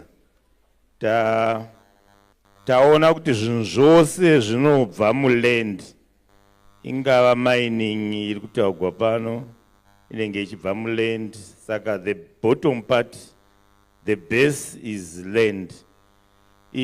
Pane mubvunzo wabvunziwa nemusikana anga achibvunza nyaya yemarketing yemaproducts atinenge tichiwana. Utungamiriri hwedu hweSecond Republic hwotungamirirwa naPresident Emerson Dambudzo Mnangagwa vakaona kuti dambudziko zhinji riri kuitika nderekuti tinorima toshayiwa market. Saka vakaisa bazi mostly kuagriculture rinonzi AMA, Agriculture Marketing Authority, rinotengesa zvirimwa zvedu zvose zvatakuita locally and internationally. Uyezve sekuno kumasvingo vataura nezveruninga sesame kuti kunotengesewa kuMozambique. Muno masvingo maane processing plant kuMwenezi inonzi Sesame processing plant, ine training center zvekare kukudzidzisai kurima runinga igogo nekugutengesa ipapo plant ipapo. Saka vanodzidzisa kurima votenga zvekare ipapo. Saka president wedu vakaita zvinhu zvakanaka, hapachina chirimwa chinonetsa kunge tichitengesa. Datenda. Thank you very much. One of the other things that I want to say, ndichida kungobetsera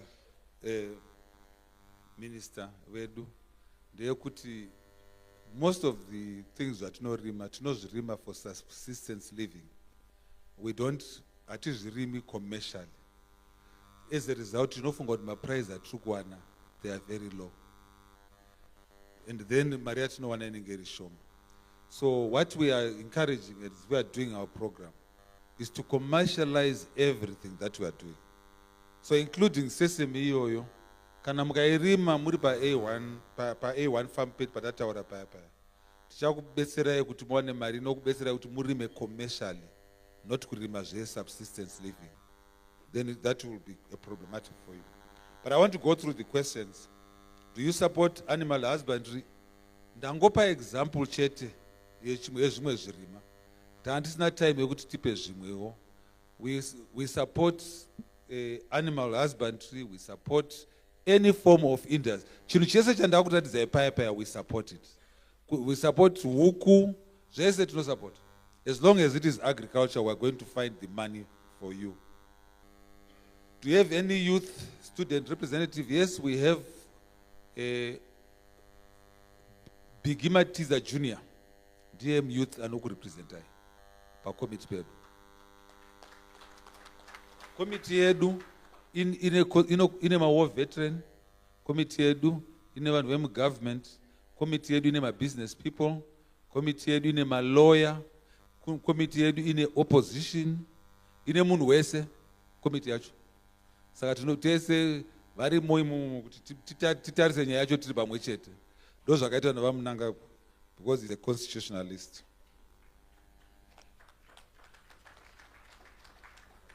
Collateral applied. Am I ndomboda kuti musimuke? Muda mari kuita project yenyu? Okay, imimi 6,000 nenyu tichakupai ndichibuda muno.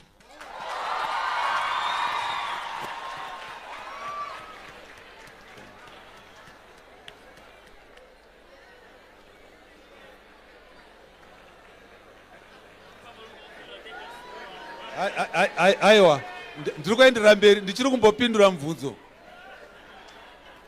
Ndiri kupindura mubvunzo. Tinonzi mwana asingacheme anoita sei? Okay, Vakomana. Ma-markets, Aiwa, fariraiwo vamwe, Dr. Tagwirei, mazvita. Aiwa, vanhu vese vato confused ka. Oh yeah. Markets for the produce from the different institutions. Papsoroi, my markets. I think Ngatiterere.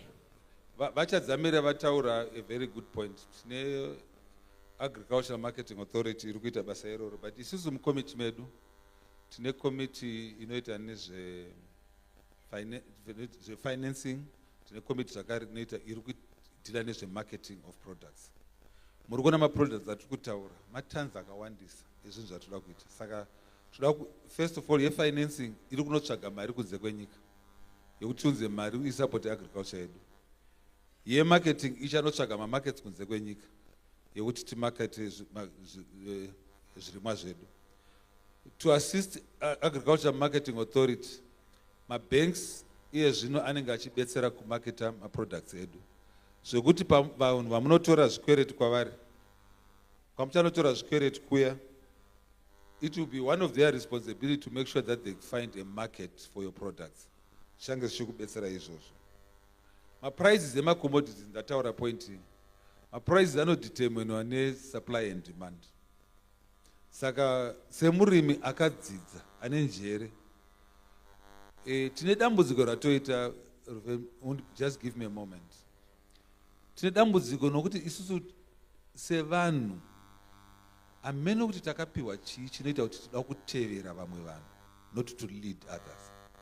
Saka zvinhu zvatinorima generally zvinhu zvataona mumwe munhu achirima, hatizvizivi kuti zvine value here, ende tikarima zvakawanda impact yacho ichadzikisa maprice. So because we are getting educated, it must also allow us a little bit to think. Kuti zvinhu zvandoda kurima izvi zvine market here, zvichandipa value ipi, ende mari yandiri kuda kuti ndizvirime imari. Zvimwe zvacho zvinodhurisa, saka una mari yacho zvinorima zvaunokwanisa. Zvimwe zvacho zvine market, maprice anoramba achiti up and down. Saka unofanira kurima zvimwe, ndo inonzi risk assessment. Unotaura kuti zvimwe zvine markets anofamba up and down, but sometimes maprice anenge ari high, mari low.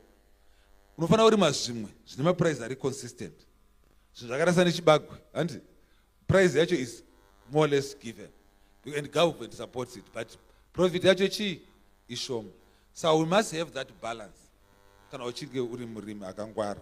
Ene tiri kufunga kuti zvino munenge muchidzidza, but by the time chasvika 2050 munenge madzidza zvokuti munenge maa perfect.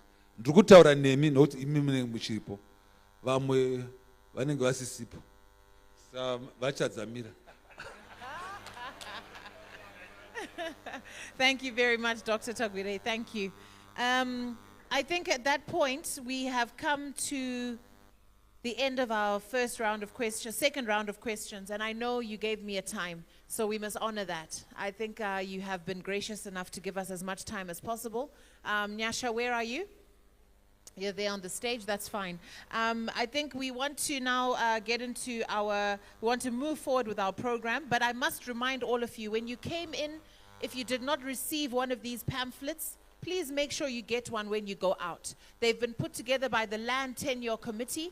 They have basically outlined what they're doing to implement all these programs. It's a summary. There'll also be information about their website, their contact details, where you can find them.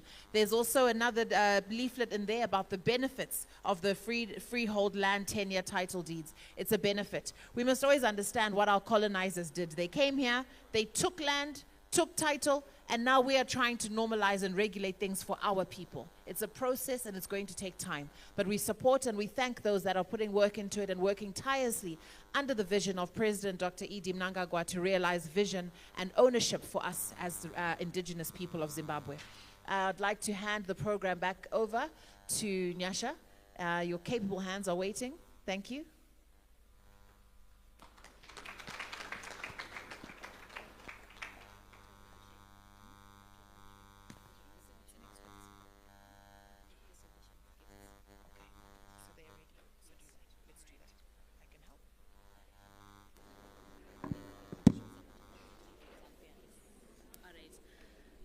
Thank you very much.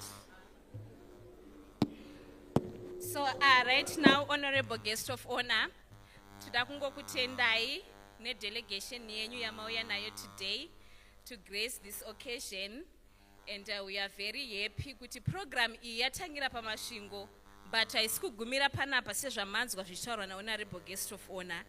Vati vachange vachifamba ne-Young Women for Economic Development in all tertiary institutions, implementing this very program yatatanga kuita pano pamasvingo province. Ngativauchirire maoko tichitenda naizvozvo. So as Young Women for Economic Development, Honorable Guest of Honor, tangogadziro a small token of appreciation yekungo kutenda ine presence yenyu kuno kumasvingo province, together with your delegation and everyone anga ari papanel yedu. So right now, as you can see, taku present my gifts kuna Honorable Guest of Honor, our National Executive of Young Women for ED, DJ Soka to music, Jinakidza wakomana. Hey.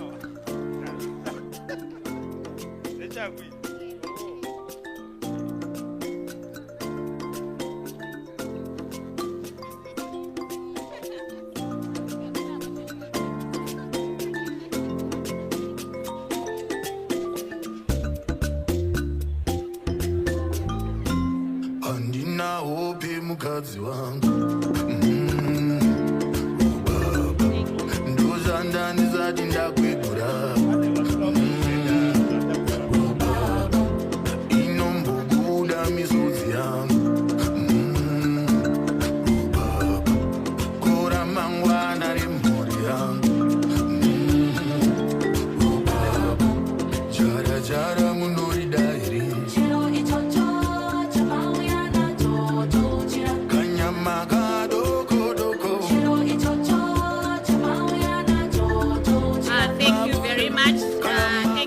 much, DJ. So because of time, atichade kuramba tichirebesa munamato. Manzwa guest of honor vedu vati takumhanya-mhanya. Ende vamirira kuona ma-students muchidya lunch. Vati havasikumbobva pano kusvika vameka sure kuti mwana wese adya ende aguta. Yes. So right now, ndinozviziva kuti nyaya dzechikafu munobva mafara zvisingaite. So right now ndakusira time inoi kuna Honorable Minister of State for Masvingo Province, Honorable Minister Chadzamira, vane zvavanoda kuti tivataure nesu. Thank you very much. Honorable Minister, over to you. Vasikana veyangu ve-economic development, young women for economic development, vanogona kumboimba pichana. Ndoda kuti nzanda kuzisa zvamapiwa vana vechikoro, zvamapiwa nemuremekedzwa wedu. Nhasi mashuzha chaiko. Saka ndoda kuti vambovaimbira guyo gwavo gokuti vatagwirei vanoereiko. Gumbo malira paje, chaurura wegona chitova. Uyai muimbe. Chaurura wegona chitova. Mose imbaiko. Gumbo malira paje, chaurura wegona chitova. Vatagwirei vanoereiko.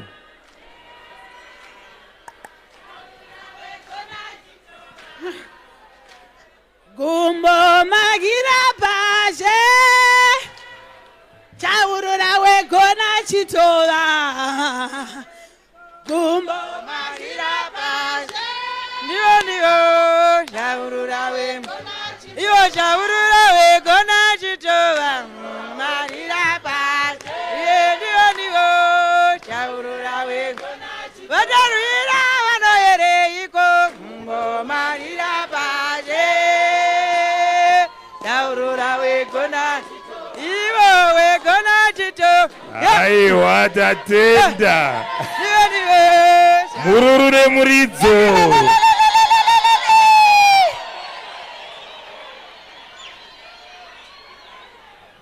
Vana madlira vanodlira paje kuti vaya vanopfuura vauye vabetsegwewo. Uye ruoko gwavo gwakareba. Saka Mwari anopa vanopa kuti vagowana chekupa. Onyima vaya vanonyima kuti vashayiwe chekunyima. Saka ava vanopa vachiwana, ndosaka vachiwana. Vana vechikoro mose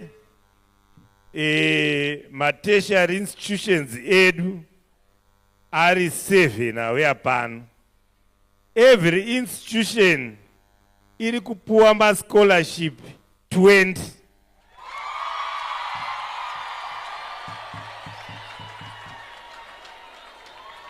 Mururu nemuridzoko. Saka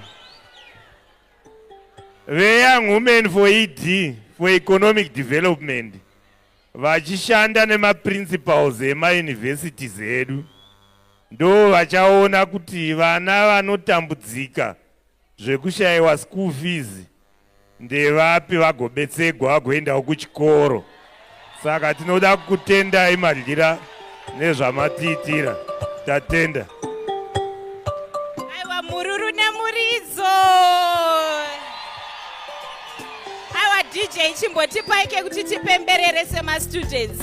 Aiwa taitirwa zvakanaka, ngatisimukei titambe tichingotenda zvinhu zvataitirwa. Tinoda kutenda honorable guest of honor vedu Mr. Kudakwashe Tagwirei. Aiwa tinokutendai. Aiwa ngatipemberei zvataitirwa ma-students. Spendi ma-scholarships per every institution. Aiwa tinokutendai chef. Tinokwanisa kutora zvigaro zvedu. Wona ndaida kuti mundinzwe, aiwa mundinzwe. Wona ndibude mundende. Thank you very much. aiwa ndikuziziva kuti mufaro wacho wakanyanyisa, but pari zvino tanga tichingokumbirawo kuti tingonyarara so that we move to the next item on our program. Anditi panguva inoi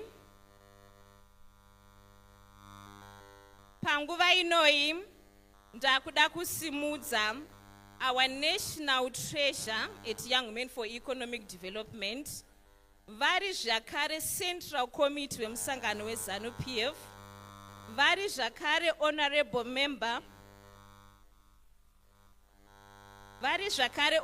member of Parliament Women's Quota for Harare Metropolitan Province, Honorable Messi Mgomo, vatitire vote of thanks.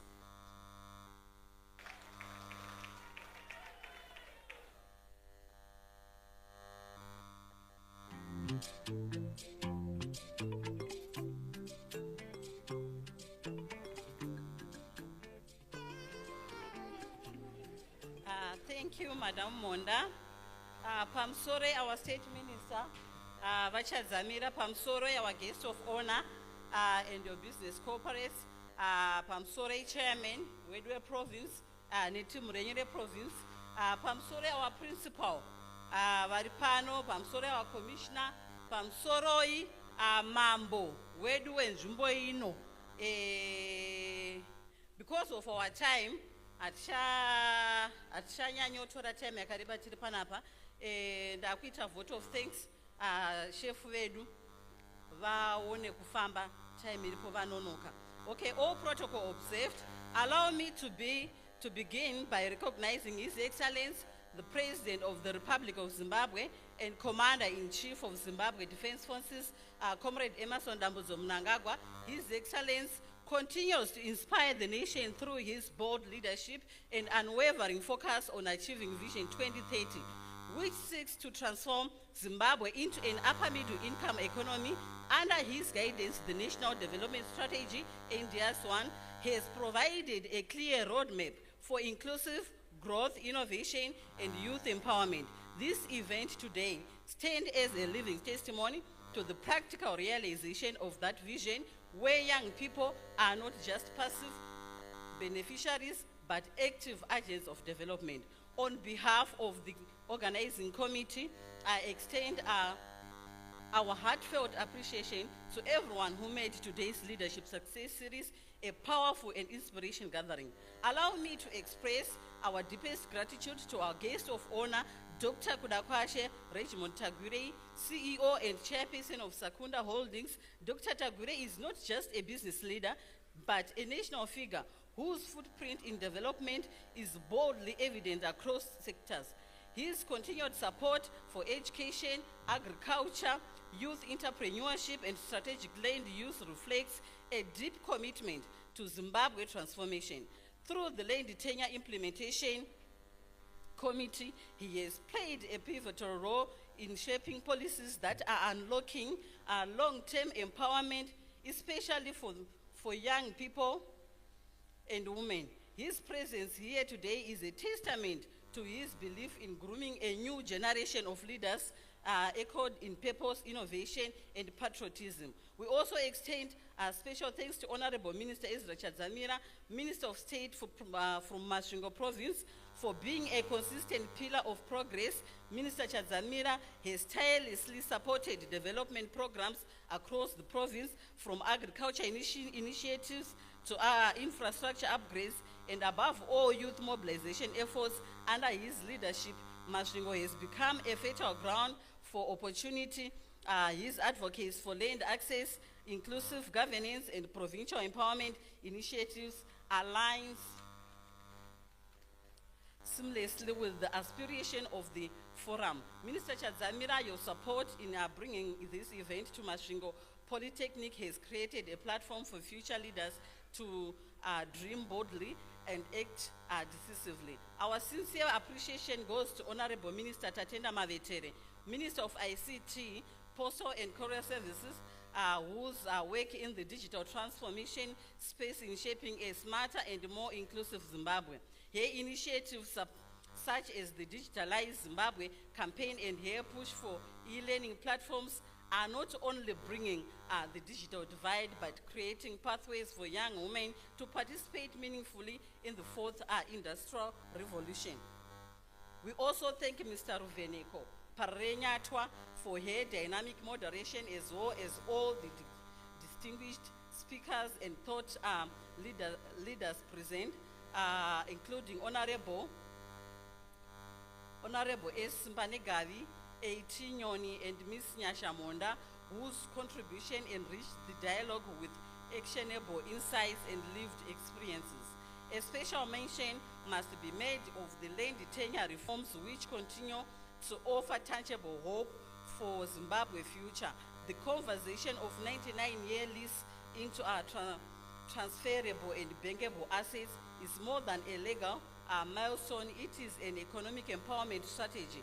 These reforms provide secure land rights, open access to financial credits, initiatives, agriculture investment, ensure generational wealth, especially for rural youth and women who have historically been sidelined in land ownership structures.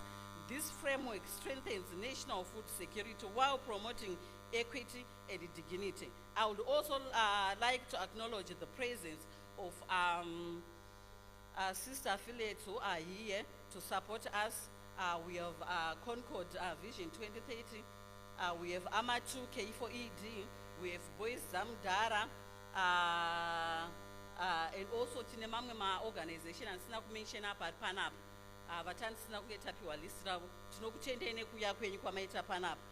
And we also want to acknowledge the hosting vice chancellor and the dean of our students for opening this academic space to national dialogue. All students and stakeholders present, whose energy and participation today brought life to the discussion, and the entire national executive of Young Women for ED, as well as our provincial chairpersons. Madam Sandra is in here. Madam Sandra, Sandra Ndevele, she was here, Tantina Yemunum the whole day, and also Tina Madam Sharon from Masvingo province. Tudaku kutenda yaskana ma provincial members nekuita kwamaita kuti chinhu chedu chifambe chiende mberi. Let us carry forward the energy and resolve ignited today. May we as young leaders, educators, and policymakers remain committed to transforming our communities through innovation, integrity, and inclusive growth. As we close, we salute the Revolutionary Partisan Pair for its continued support of youth-focused, development-driven initiatives that are shaping Zimbabwe. We envision. I thank you.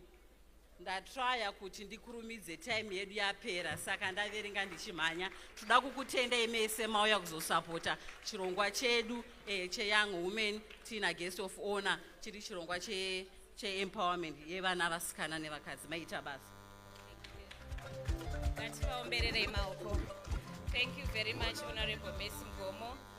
Panguva ino ndishakumbiro Madam Geraldine, National Head of Media at Young Women for Economic Development, vatipo closing prayer.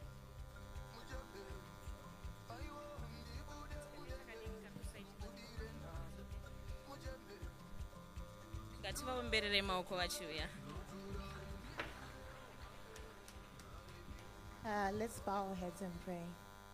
Thank you, O Lord Jesus Christ, for this beautiful day, and we thank you for each and everything that we discussed today in relation to the Land Tenure Act, and we just thank our honorable guests who managed to come through today, as well as all of the students. Thank you so much, Lord Jesus Christ, for this blessed day.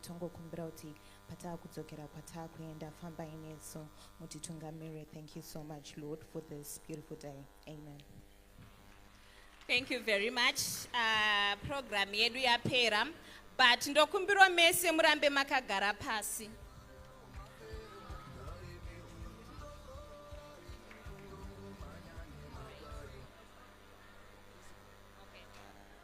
Tatopedza hedu program retingoti principle vangoti mwinyimwini zvavanoda kutaura nesu vepano pamasvingo poni.